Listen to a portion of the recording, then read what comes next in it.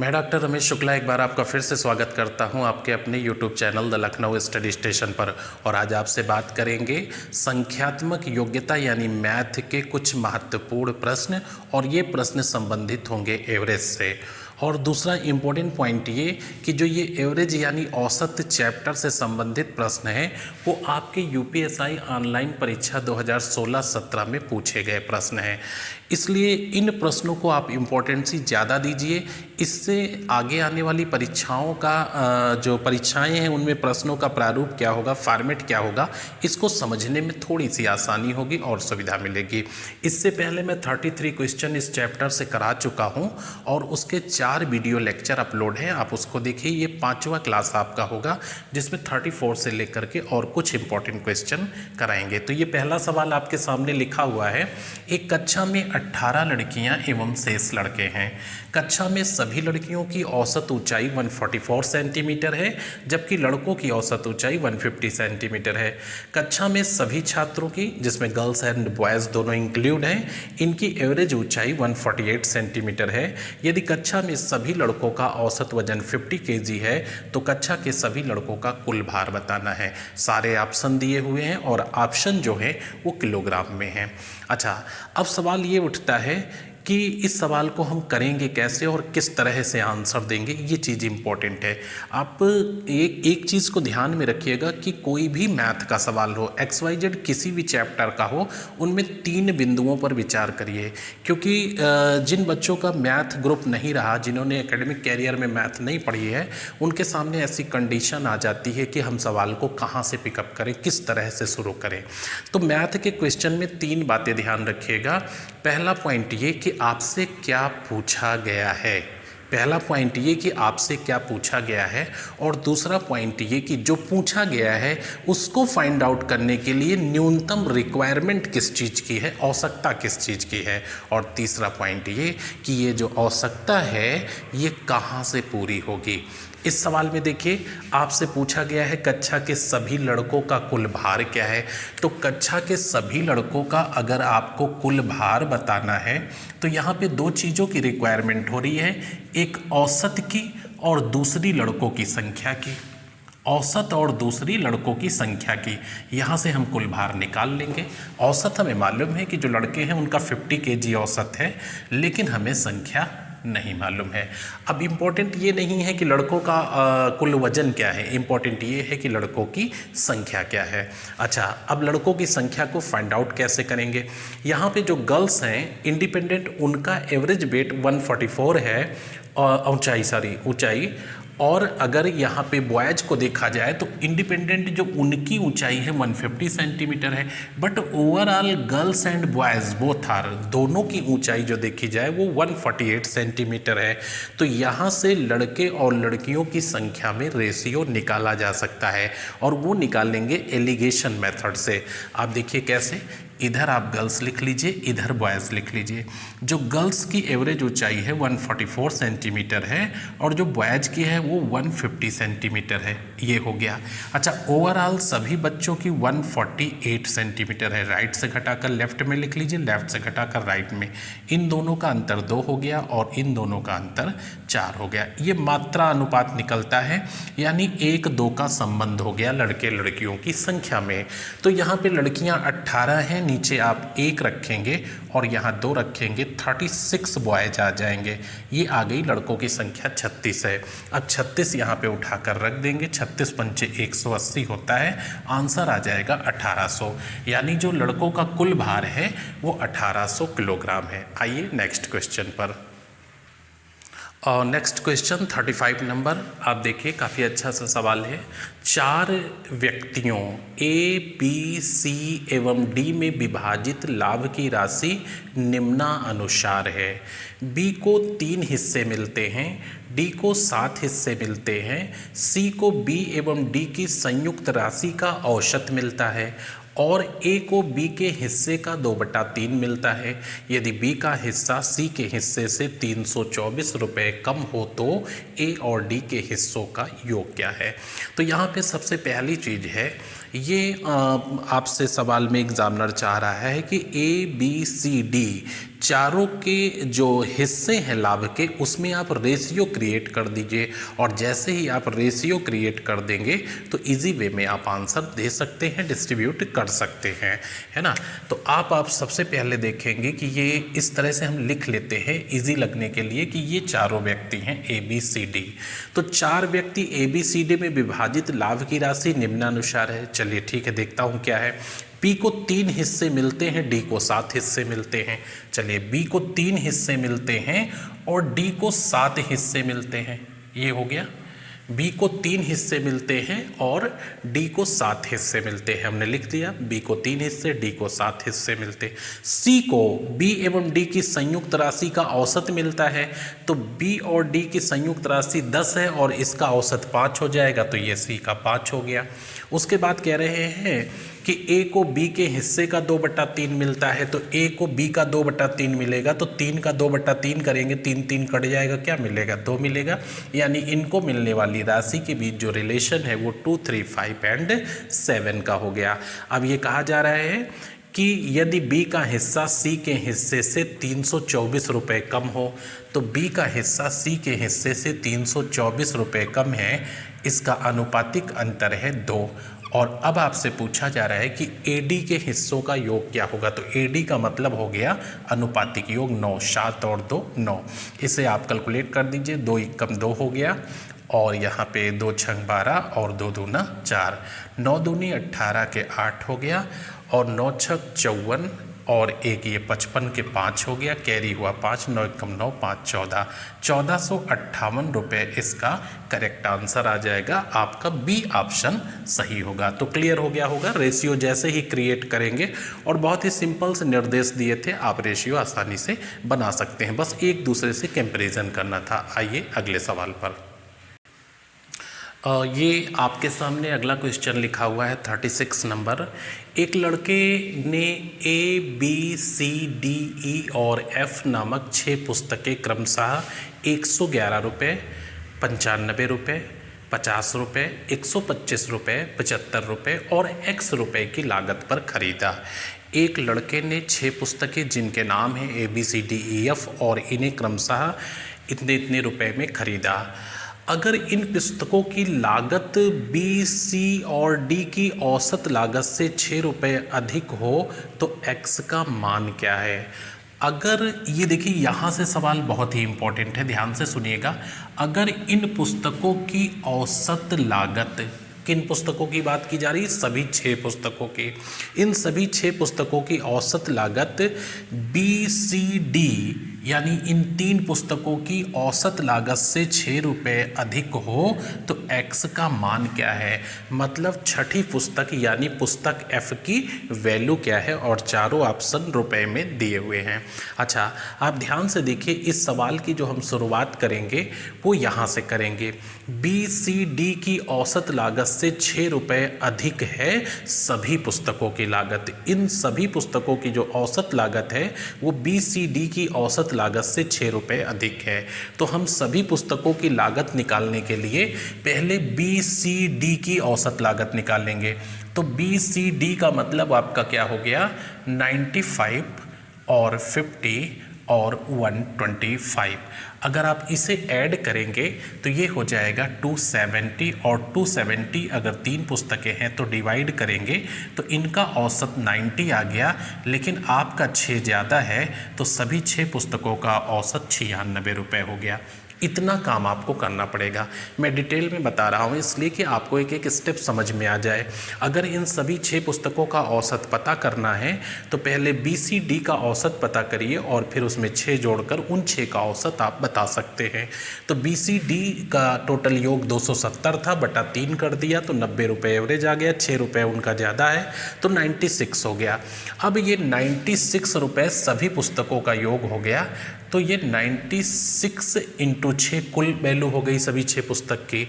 अब आप इधर लिखेंगे 111 रुपये आपकी एक पुस्तक है, दूसरी आपकी 95 की है, तीसरी आपकी 50 की है, चौथी आपकी 125 की है, फिर लास्ट 75 की है, और जो अगली पुस्तक है वो X रुपये की है। इस तरह से सभी मिला करके ये 96 गुणे 6 की है। जब आपने इसको जोड़ा तो ये 456 रुपये हो रहा था और प्लस एक्स है, और इसे जब गुणा किया तो ये 576 हो रहा था। इसका मतलब जो x की वैल्यू है वो 576 माइनस 456 यानी आपकी 120 रुपये आ जाएगी। इस तरह से आप कर सकते हैं। चाहे तो इसे बहुत साधारण ढंग से भी कर सकते हैं, लेकिन मैंने डिटेल इसलिए दिखा दिया कि कोई कन्फ्यूज़न ना हो। तो सबसे पहली चीज़, सभी 6 पुस्तकों का औसत निकालिए, उसे 6 से गुणा कर दीजिए, कुल वैल्यू 576 रुपये है और इनको सबको जोड़ के निकाल दीजिए, छठी पुस्तक उसमें बच जाएगी। आइए नेक्स्ट क्वेश्चन पर। नेक्स्ट क्वेश्चन 37 नंबर आपके सामने लिखा है, छात्रों के ABC 3 समूह हैं और हर एक समूह में क्रमशः 40, 50 एवं 70 छात्र हैं। छात्रों के ABC 3 समूह हैं और हर समूह में क्रमशः 40, 50 एवं 70 छात्र हैं। समूह A के छात्रों का औसत प्राप्तांक 70 है, समूह B के छात्रों का औसत प्राप्तांक 60 है। यदि तीनों समूहों को एक साथ मिला दिया जाए तो औसत प्राप्तांक 80 है। आपको बताना है समूह C का औसत प्राप्तांक क्या है, और ऑप्शन आपके सामने दिए हुए हैं। सबसे इजी क्वेश्चन है और इससे ये पता चलता है कि किस टाइप के सवाल पूछे जा रहे हैं और इनको हम इजी वे में कैसे कर सकते हैं। तो आप देखिए यहाँ पे सबसे पहली चीज़, जो तीनों बच्चों समूह हैं ABC, तो A, B और C जो तीनों समूह हैं, इनमें जो टोटल बच्चे हैं आप उन्हें निकाल लीजिए। तो ये 40 प्लस 50 और प्लस 70, टोटल आपके जो बच्चे हो जाएंगे वो 160 हो जाएंगे। 160 बच्चे हैं और यदि तीनों समूह को एक साथ मिला दिया जाए तो जो एवरेज हो रहा है वो 80 हो रहा है। तो 160 को 80 से गुणा कर लेंगे, ये आपका आ जाएगा 12,800। तो 12,800 टोटल अंक हैं तीनों समूह के कुल बच्चों के। अब इससे हमें दो समूह के बच्चों के अंक निकालने हैं। पहला समूह है A, जिसके आपके 40 बच्चे हैं और इनका एवरेज अंक है 70, टोटल अंक 2800 हो जाएंगे, 7 चौक 28। दूसरा समूह है B, जिसमें आपके 50 बच्चे हैं और इसका एवरेज है 60, ये 3000 अंक हो जाएंगे।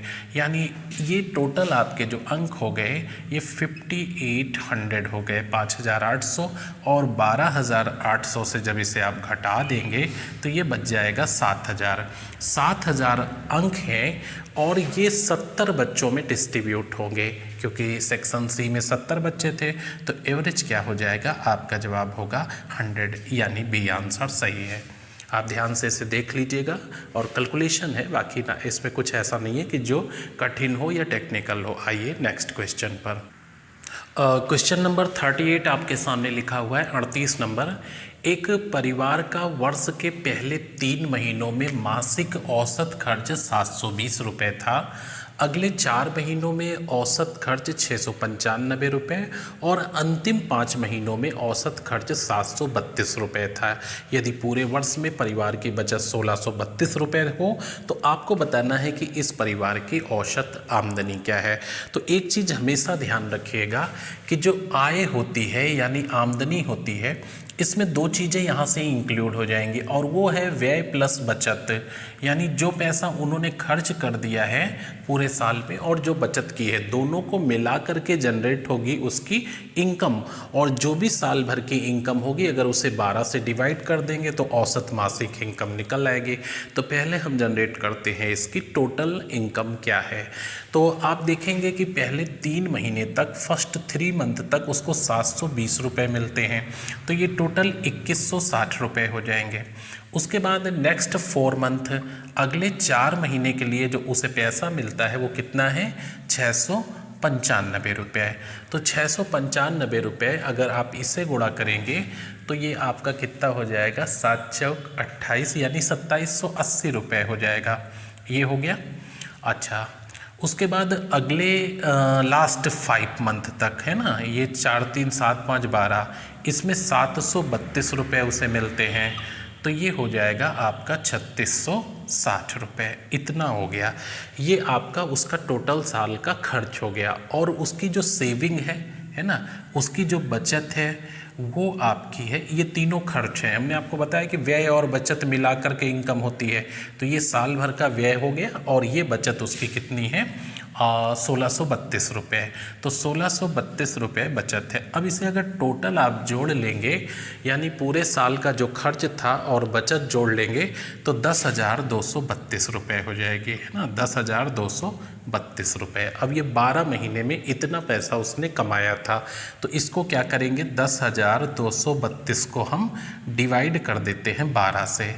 तो ये 12 अट्ठे 96, 96 हो गया यहाँ पे, और आपका 6 बच गया, है ना, 4 इधर से 2 उधर से, 6 हो गया 3, 12 पंचे 60 हो गया।